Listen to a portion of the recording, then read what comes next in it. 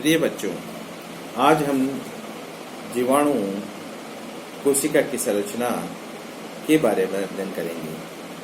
किसी भी जीवाणु कोशिका की संरचना का जब अध्ययन करते हैं हम, तो जीवाणु कोशिका में सबसे बाहर की तरफ एमॉर्फस लेशमीय म्यूकस की तरह का पदार्थ पाया जाता है। इस पदार्थ को हम स्लिम लेयर या अपवंक कहते हैं। इसके अंदर की तरफ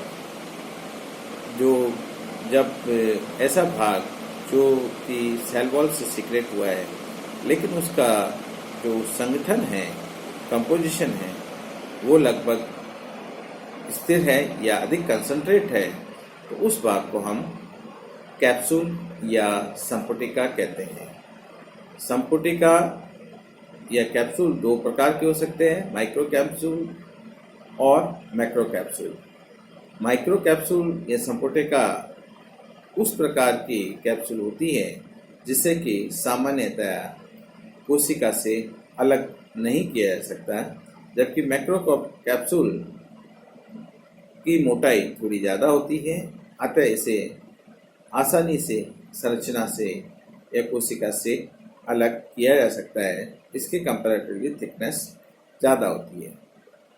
कैप्सूल के बाद वाला जो भाग है वो सेल वॉल कहलाता है, और जो कोशिका भित्ति है इसकी, वो कोशिका भित्ति के अंदर की ओर एक पतली झिल्लीनुमा संरचना होती है जिसे हम मेम्ब्रेन कहते हैं। इन कोशिकाओं की बाह्य सतह पर एक छोटे छोटे पतली नलीनुमा संरचनाएं लगी रहती हैं, जिसे कि हम पाइलाई कहते हैं। ये पाइलिन नामक प्रोटीन की बनी होती है और सामान्यतः जीवाणुओं में गुणन या लैंगिक जनन के समय प्रोटोप्लाज्म एक्सचेंज या यूँ कहिए कि न्यूक्लिक मटेरियल को एक कोशिका से दूसरी कोशिका में जाने में मदद करते हैं, या इसलिए इन्हें सेक्स पिल्लाई भी कहा जाता है। जीवाणु कोशिकाओं में वेल डिफाइंड न्यूक्लियस नहीं होता है, अतः जो इनका जेनेटिक मटेरियल होता है उसे जीनोम कहा जाता है। ये प्राय एक वृत्ताकार लंबे डीएनए मॉलिक्यूल्स के रूप में उपस्थित होते हैं। इन्हें न्यूक्लियोइड या जीनोफर भी कहा जाता है। जीवाणु कोशिका में विभिन्न महत्वपूर्ण संरचनाएं, मेजोसोम्स, राइबोसोम्स, पुटिकाएं इत्यादि भी उपस्थित होते हैं। कुछ महत्वपूर्ण अंगों का वर्णन निम्न प्रकार है। कसाबिका या फ्लैजेला। अधिकांश जीवाणु गतिशील होते हैं और उनमें जो गति के अंग होते हैं उसे हम फ्लैजेला या कसाबिका कहते हैं।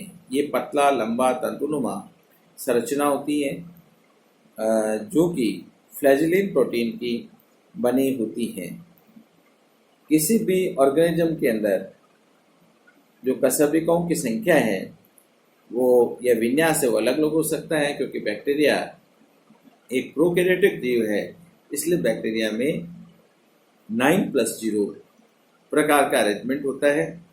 इसका मतलब ये हुआ कि जो सेंटर है, केंद्रीय भाग है, जो ब्लेफरोप्लास्ट से जुड़ा रहता है, उस भाग में कोई फ्लैजेला नहीं होती है, जबकि 9 फ्लैजेला जो है पेरिफेरल पार्ट पर जुड़े रहते हैं। इसलिए इसको 9+0 कंपोजिशन कहा जाता है। इसके विपरीत यूकैरियोटिक कोशिकाओं के अंदर 9+2 टाइप का अरेंजमेंट फ्लैजेला का पाया जाता है। इसका मतलब केंद्रीय भाग में 2 फ्लैजेला आपस में वुवन होते हैं, और उसके बाद जो साइड वाले पेरिफेरी वाले पार्ट वाले 9 फ्लैजेला होते हैं वो वुवन करके और फ्लैजेला का निर्माण करते हैं। इन फ्लैजेलाओं के आधार पर भी जीवाणुओं को विभिन्न भागों में बांटा जा सकता है। तो पहला है एट्राइकस या एकल कसाबिका। ऐसे जीवाणु कोशिकाएं जिन पर केवल एक ही कसाबिका पाई जाती है उन्हें हम एकल कसाबिक या मोनोट्राइकस टाइप के जीवाणु कहते हैं। इसका एग्जाम्पल है विब्रियो और जेंथ्रोमोनास। नंबर 2 है एम्फीट्राइकस या उभय कसाबिक। ये उस प्रकार के जीव होते हैं जिनके दोनों सिरों पर एक एक कसाबिका उपस्थित होती है। ऐसी कसाबी के विन्यास वाले जीवाणु को उभय कसाबिक या एम्फीट्राइकस बैक्टीरिया कहा जाता है। स्यूडोमोनास की विभिन्न जातियां और नाइट्रोसोमोनास में इस प्रकार का कसाबी का विन्यास देखने को मिलता है। सेफेलोट्राइकस या एकल गुच्छ कसाबिका।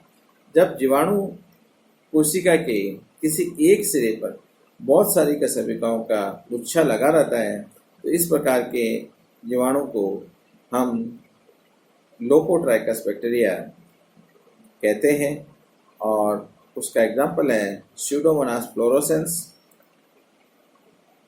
माइक्रोबैक्टीरियम आदि। द्विगुच्छ कसाबिका लोफोट्राइकस सिफेलोट्राइकस इस तरह से डिफरेंट होते हैं कि सिफेलोट्राइकस में केवल एक भाग पर गुच्छा लगा रहता है, बहुत सारी कसाबिकाएं लगी रहती हैं, जबकि दूसरा भाग कुछ भी हो सकता है। जबकि लोफोट्राइकस में दोनों ही सिरों के ऊपर कसाबिकाओं के गुच्छे पाए जाते हैं। इसका एग्जाम्पल है स्पाइरिलम और साल्मोनेला बैक्टीरिया। पेरिट्राइकस। जब जीवाणु कोशिका की परिधि पे चारों तरफ कसाबिकाएं लगी रहती हैं तो इस प्रकार की जो जीवाणु हैं उन्हें हम पेरिट्राइकस जीवाणु कहते हैं। एग्जाम्पल है इरविनिया और एस्चेरिचिया जीवाणु। एट्राइकस या एककसाबिक। कई दफे बैक्टीरिया में किसी प्रकार की कसाबिका देखने को नहीं मिलती है तो इस प्रकार के जो जीवाणु होते हैं उन्हें हम एट्राइकस जीवाणु कहते हैं। इसका एग्जाम्पल है माइक्रोकोकस। सेल वॉल या कोशिका भित्ति। कोशिका के अंदर जीवदर्य के बाद कोशिका झिल्ली और कोशिका झिल्ली के बाहर की तरफ विशेष प्रकार की डबल लेयर या सिंगल लेयर स्ट्रक्चर पाया जाता है जिसे हम कोशिका भित्ति कहते हैं। कोशिका भित्ति का प्राय निर्माण कोशिका मेम्ब्रेन से होने वाले सीक्रेशंस के डिपोजिशन के कारण होता है। कोशिका भित्ति का मुख्य कार्य जीवाणु को दृढ़ता एवं सुरक्षा प्रदान करना होता है। इस प्रकार ये कोशिका को यांत्रिक एवं रासायनिक आघातों से बचाती है। सन 1884 में क्रिश्चियन ग्राम नाम के एक वैज्ञानिक हुए। उन्होंने कोशिकाओं के अभिरंजन की विधि का वर्णन किया जिसके आधार पर जीवाणुओं को उनके नेचर के अकॉर्डिंग ग्राम पॉजिटिव या ग्राम नेगेटिव प्रकार के जीवाणु में बांटा जा सकता है। अगर हम लक्षणों की बात करें तो ग्राम पॉजिटिव बैक्टीरिया की कोशिका भित्ति मोटी होती है, प्राय एकल स्तरीय होती हैं। ये पेप्टिडोग्लाइकन और म्यूरिन की बनी होती है। इसमें पेप्टिडोग्लाइकन की परसेंट 40 से 90% तक होती है। टिकोइड अम्ल उत्पन्न करते हैं। कोशिका भित्ति में लिपिड बहुत कम मात्रा में होता है और बहुत कम पारक इस समूह से संबंधित है। अधिकांश से नेगेटिव नेचर के होते हैं। कुछ पॉजिटिव ग्राही बैक्टीरिया हैं, उनके नाम इस प्रकार हैं क्लेविबैक्टर, स्ट्रेप्टोमाइसिस और बैसिलस। इसकी विपरीत अगर हम ग्राम नेगेटिव प्रकार के जीवाणुओं को देखें तो इनकी कोशिका भित्ति कंपैरेटिवली पतली होती है। कोशिका भित्ति डबल लेयर्ड होती है। पेप्टिडोग्लाइकन या म्यूरिन इसमें 1 से 10% तक ही पाया जाता है। टिकोइक अम्ल प्राय नहीं पाया जाता है। लिपिड अधिक मात्रा में उपस्थित होते हैं। अधिकांश पारक रोगजनक जीवाणु इस समूह से संबंधित हैं। उदाहरण के तौर पर ज़ैंथोमोनास, स्यूडोमोनास, इरविनिया आदि इस समूह के जीवाणु हैं। ग्रैन्यूल्स, कोशिका झिल्ली। कोशिका झिल्ली भित्ति को अंदर से घिरी रहती है और ये फॉस्फोलिपिड्स प्रोटीन और कुछ पॉलीसेकेराइड से मिलकर बनी होती है। ये घुले हुए आहार पदार्थ के रूप में कोशिका के अंदर उपस्थित रहती हैं और कोशिका को आवश्यक तत्वों को बाहर निकालने का प्रयास करती है। ग्रैन्यूल्स, कोशिका द्रव्य में कुछ रिजर्व फूड भी होते हैं जो कि पॉलीसेकेराइड्स या लिपिड्स के रूप में उपस्थित होते हैं। ये ऊर्जा उत्पादन का कार्य में लिए जाते हैं। न्यूक्लिक अम्ल, जीवाणुओं में अधिकांश आनुवंशिक पदार्थ डबल स्टैंडर्ड डीएनए होता है। इनमें हिस्टोन प्रोटीन भी पाई जाती है। न्यूक्लिक मटेरियल किसी प्रकार की कोशिका झिल्ली या केंद्रक झिल्ली से घिरा हुआ नहीं होता है और कोशिका में प्रोटीन सिंथेसिस के लिए आरएनए मौजूद होते हैं जिनके द्वारा आवश्यकता अनुरूप प्रोटीन का सिंथेसिस किया जा सकता है। प्लाज्मिड्स, ये कुछ जीवाणु की प्रजातियां हैं जिनमें डीएनए पाया जाता है।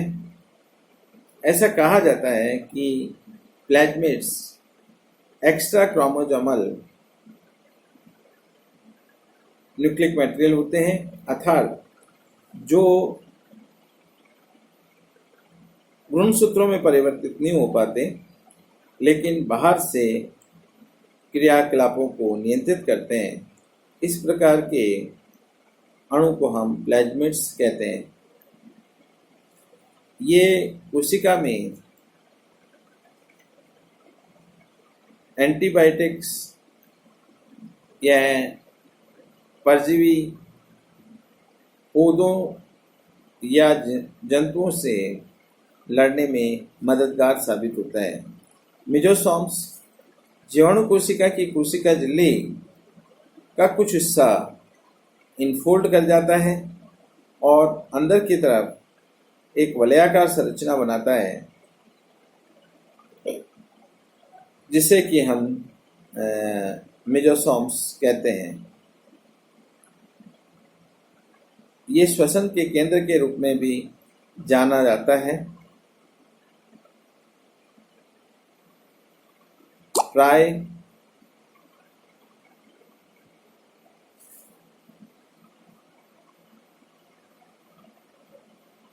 पुनरावृत्ति के समय या कोशिका विभाजन के समय ये डीएनए का डुप्लीकेटिंग करके भी फर्दर मल्टीप्लिकेशन में मदद करता है।